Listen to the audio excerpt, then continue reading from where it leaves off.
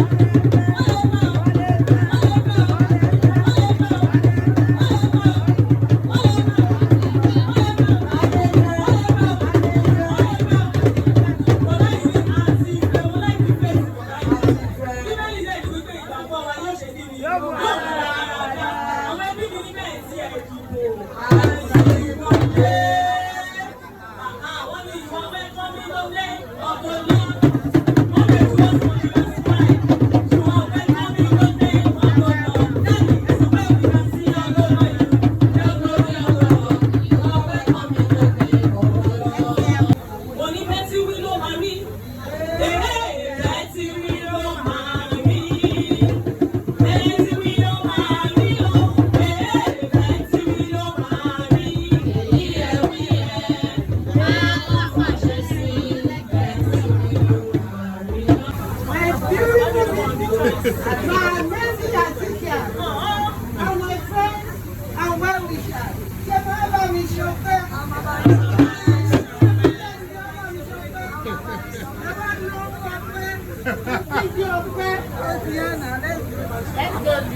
All right.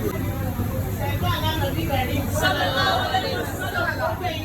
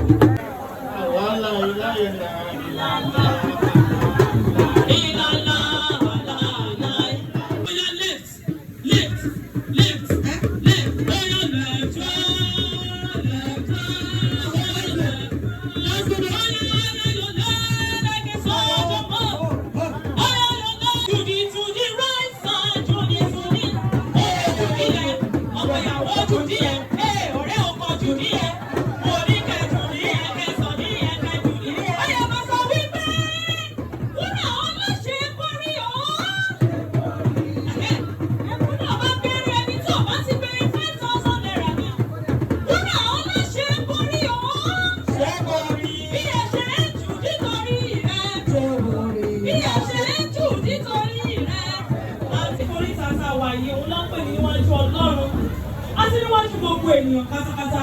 Mo ní ìbéèrè pàtàkì tí mo fẹ́ béèrè lọ́wọ́ ẹ̀ ní ọkọ ìyàwó. Mo ní ṣé gbogbo ẹbí bàbá mi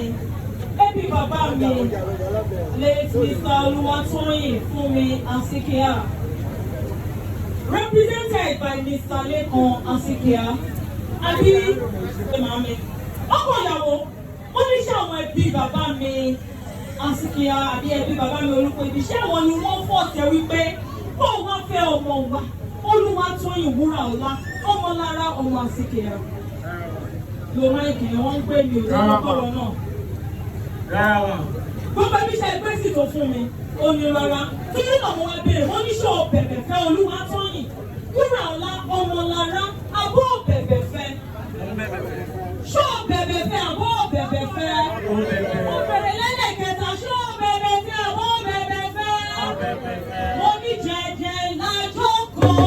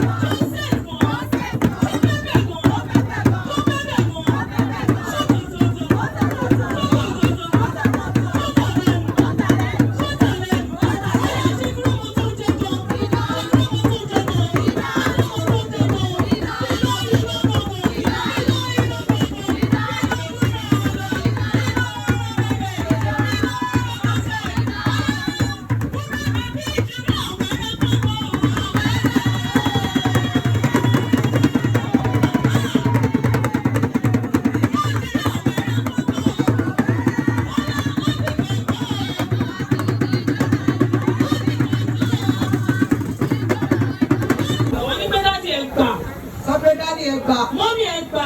Mọ́mí ẹ gbà. Láti èmi lọ. Láti èmi lọ. Mi ò jẹ́. Mi ò jẹ́. Olúwatóyìn. Wúrà ọlá. Wúrà ọlá. Ọmọlára. Ọmọlára. Àsìkíamọ. Àsìkíamọ. Orúkọ mi tuntun. Orúkọ mi tuntun. A máa jẹ́. A máa jẹ́. Mrs. Wúrà ọlá. Wúrà ọlá. Olúwatóyìn. Olúwatóyìn. Ọmọlára. Oyèkúnlé. Azeez. Yàrá mi tó wà lágbàlá yín. Yàrá mi tó wà lágbàlá yín. Ẹ lọ gbé rent. Kọ́kọ́rọ́ ẹ̀ lọ́wọ́. Lórí èmi ò ní dálé mo ṣú. Èmi ò ní kú mọ́ kan lórí. Ọkọ̀ ò ní kú mọ́ mi lórí. Èmi àti Basit. Ìfẹ́ wa dalẹ̀. Àmín. Lórúkọ Jésù Kristi Olúwa wa. Àmín. Ó ní ìyàwó mi lọ. Ẹ fàdúrà sí mi o. Ìyàwó mi lọ. Màmá bọ́ mi lọ. Ẹ fàdúrà sí mi o. Ó ní kí màmá ṣì. Kí màmá bá kò nílé ọkọ. Kí màmá yá. Kí màmá bá kò nílé ọkọ. Ìyàwó mi lọ. Ìyàwó mi lọ. Ẹ fàdúrà sí mi o. Ẹ fọlọ́run ṣọ́ mi o. Ẹ fàdúrà ṣàjàkú o. Ẹ má torí mi. Ẹ má torí mi rèé jàjàkú o. Torí ẹni fìlà mi bá worí ẹlòmí adé. Ẹni fìlà mi bá worí ẹlòmí adé. Ẹ má torí mi. Ẹ má torí mi rèé jà. Ó lè má ṣe kó sọ pé obìnrin ni mí ń pè. Ọmọ rẹ lọ́wọ́. Obìnrin ni mí máa mọ. Ẹni tó ṣe yẹ. Àtúnṣe máa bẹ̀rẹ̀. Èmi ló ọwọ́ ọmọ èmi lè máṣe bọ̀. Èmi ló tẹ̀lé ọmọ ẹlẹ́gbẹ̀rẹ̀ lọ́mọ mi. Mo fi gbogbo ara ṣe wà. Ẹlẹ́ta kò tún pẹ́. Ó sá ṣiṣẹ́ níṣẹ́ náà mi ẹ bá